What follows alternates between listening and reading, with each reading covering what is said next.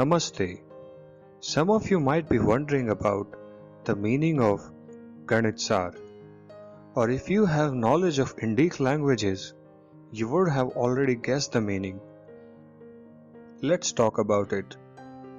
In the 9th century, there was a mathematician in the south of India named Mahavira.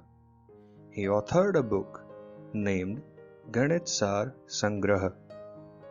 His book included topics in geometry and algebra. In his book, he derived a formula for choosing R objects out of N objects.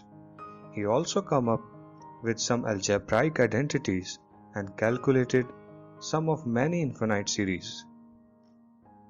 He gave a formula for calculating the area of an ellipse, and he discusses properties of circles, triangles, and rhombus.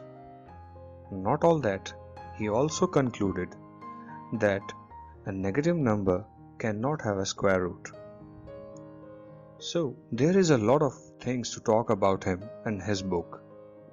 We can say that he was very deep into the maths. Now, alongside his works, the interesting thing is he used the word Sar to describe his work. Here words Sar have these meanings.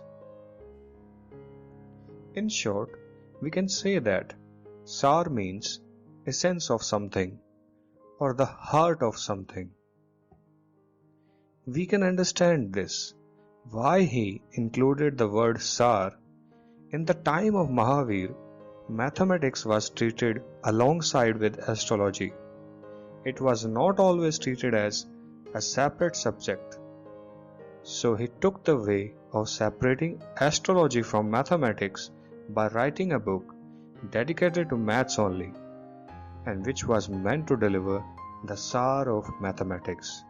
Yes, you are right, the essence of mathematics.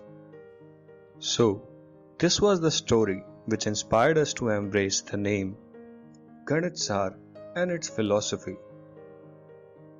Now, on this channel, we will be posting videos on problem-solving techniques which are eventually used in Olympiads.